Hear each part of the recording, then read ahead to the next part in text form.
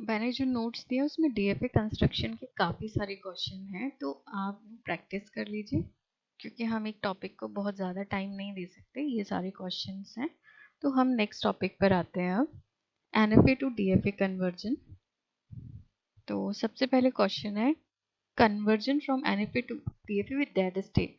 तो ये dead state और विदाउट डेड स्टेट का क्या मतलब होता है? हमें पता है एनएफए दो तरह से हम समझते हैं। एक जिसमें हर एक स्टेट से एक इनपुट से कम जा रहे हो, और दूसरा एनएफए वो भी होता है जब किसी एक स्टेट से एक इनपुट से ज़्यादा इनपुट जा रही है। जैसे यहाँ पर एक क्वेश्चन है, दो स्टेट है, ए कैपिटल बी। तो हमें पता है डीएफए 5 टपल मशीन है। First tuple is Q, set of state. तो क्यू में आएगा a and b, then input है यहाँ पे small a and small b जो हमें डायग्राम में दिख रहे हैं। तो डीएफए का कंडीशन होता है कि दोनों स्टेट से दोनों इनपुट जाने चाहिए, वो भी एक बार से कम भी नहीं और ज़्यादा भी नहीं। तो यहाँ इनसफिशियंसी वाली कंडीशन है, ए से एक इनपुट ए जा रहा है पर बी नहीं जा रहा, तो यहाँ पर डेड स्टेट आएगी। अगर ज़्यादा जाते तो भी एनएफओ होता, उसको भी हम अगले क्वेश्चन में सॉल्व करेंगे। बी में कोई प्रॉब्लम नहीं, बी में दोनों इनपुट एक बार भी है, लेकिन अगर किसी डायग्राम में एक स्टेट भी के कारण कंडीशन फुलफिल नहीं हो रही, तो वो पूरा डायग्राम, पूरा finite automata non deterministic finite automata होगा। तो अब इसको देखते हैं कि कन्वर्ट कैसे किया जाता है एनएफए टू डीएफए। सबसे पहले हम ट्रांजिशन टेबल बनाएंगे। ट्रांजिशन टेबल में वर्टिकली स्टेट लिखते हैं, इनिशियल स्टेट को एरो से, फाइनल स्टेट को सर्कल से रिप्रेजेंट करते हैं। First row horizontally input symbol जो यहाँ स्मॉल ए स्मॉल बी है। अब हम देखेंगे स्टेट ए से स्मॉल ए देकर कहाँ जा रहा है, स्टेट ए से स्मॉल ए देकर कैपिटल बी पर। तो ए और ए के साथ हमने कैपिटल बी फिल कर दिया। कैपिटल ए से स्मॉल बी देकर कहाँ जा रहे हैं, कहीं नहीं जा रहे, तो हमने यहाँ 5 फिल कर दिया। ये नोटेशन है, हमें यही यूज करना है। कैपिटल बी से स्मॉल ए देकर कैपिटल बी पर ही आ रहे हैं, तो हमने कैपिटल बी से स्मॉल ए देकर कैपिटल बी पहुंचा दिया। कैपिटल बी से स्मॉल बी देकर भी कैपिटल बी आ रहे हैं, तो कैपिटल बी से स्मॉल बी देकर कैपिटल बी। ये हमारी टेबल बन गई है, पर ये एनएफए की टेबल है। अभी हमें इसी टेबल को कन्वर्ट करना है डीएफए की टेबल में, फिर डीएफए की टेबल से डीएफए का डायग्राम। कन्वर्ट कैसे करेंगे?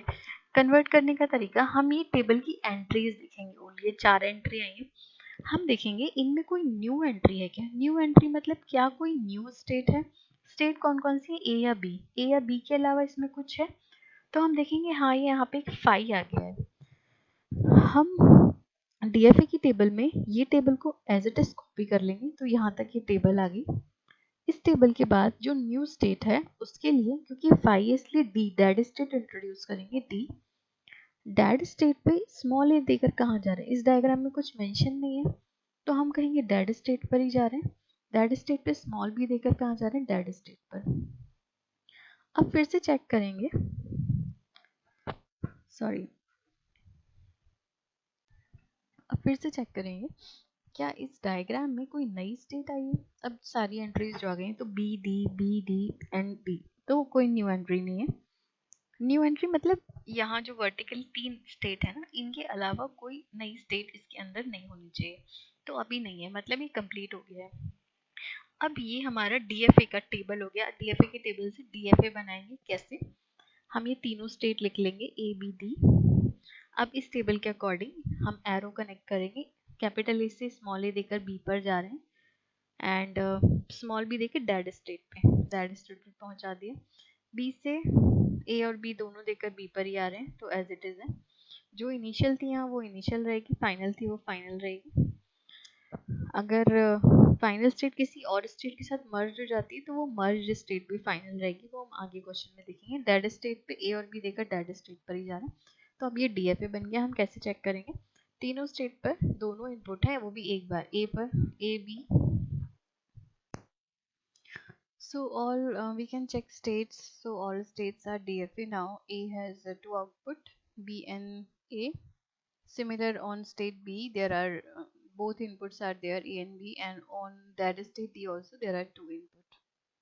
So the NFA is converted into DFA.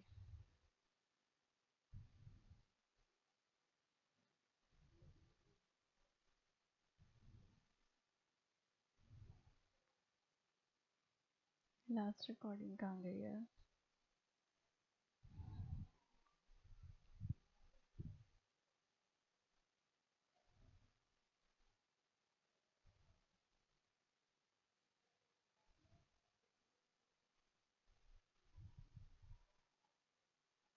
ये दिख रही है ये वाली।